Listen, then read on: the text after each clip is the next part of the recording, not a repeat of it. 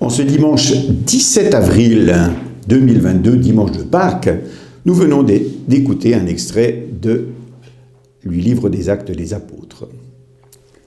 Voici enfin le temps béni de Pâques, où, à l'unisson de la nature qui explose sous le soleil de printemps, nous nous réjouissons de la résurrection du Christ, de sa victoire sur la mort. Pâques est la fête principale des chrétiens, la fête incontournable, car, comme le dit saint Paul, si le Christ n'est pas ressuscité, notre foi ne sert à rien. Nous allons tout au long du temps pascal entendre en première lecture un extrait du livre des Actes des Apôtres qui présente la vie des premières communautés chrétiennes, à commencer par celle de Jérusalem. Ici, nous avons le discours que fit Pierre chez le centurion Corneille, un officier romain qui recevra le baptême après avoir accueilli le chef des apôtres chez lui. L'enseignement de celui-ci constitue ce que l'on appelle le kérygme, c'est-à-dire l'annonce fondamentale qui se résume en quelques mots, celui qui était mort est vivant. Pierre commence par évoquer la vie de Jésus de Nazareth dont il est le disciple. Là où il passait, il faisait le bien. C'est certainement la caractéristique la plus immédiate de Jésus. Il est réputé pour être un homme bon, qui ne sème que le bien autour de lui. Peut-être vous souvenez-vous du film Ben-Hur. Judas Ben-Hur, confronté à l'injustice, est étonné par le regard à la fois plein de douceur et de fermeté de l'homme de Nazareth.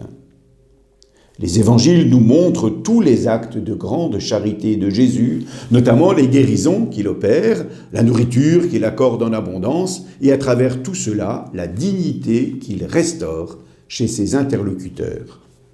Pierre en donne le motif, Dieu était avec lui.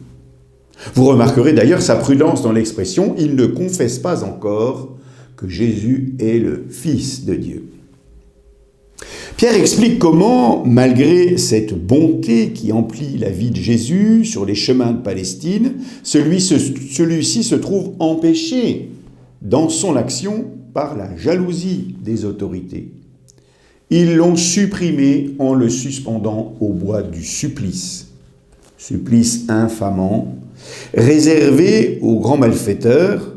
La croix, spécialité romaine, entre guillemets, est une abomination pour les Juifs, car un pendu est une malédiction de Dieu, selon le livre du Deutéronome, comme le rappellera saint Paul dans la lettre aux Galates. Mais le lieu de l'infamie est devenu motif de gloire, puisque Jésus est ressuscité le 3e jour. L'impensable, qui a vu revenir un mort? L'impensable se réalise parce que ce Jésus est aussi Fils de Dieu. La résurrection n'est pas simple réanimation, elle n'est pas non plus réincarnation, c'est dans un corps spirituel que Jésus est vivant. Comment croire à la résurrection? Qui a vu se ressusciter? Nous lisons dans l'Évangile, selon saint Matthieu, l'explication donnée par les autorités au fait que le tombeau soit vide. Ses disciples sont venus voler le corps. C'est une explication rationnelle que pourtant Pierre vient contredire. Il se pose en effet en témoin privilégié du Christ Jésus. Ceux qui ont partagé sa vie durant 3 ans en parcourant les chemins de la Galilée jusqu'à Jérusalem sont ceux qui ont mangé et bu avec lui après sa résurrection. Témoins de ce qu'il a fait comme homme au milieu des hommes, ils le sont aussi de sa divinité. N'oublions pas que Pierre fait partie des 3 qui ont pu contempler le Christ dans sa gloire sur la montagne lors de la transfiguration, mais qui l'ont aussi accompagné dans la détresse au jardin des Oliviers.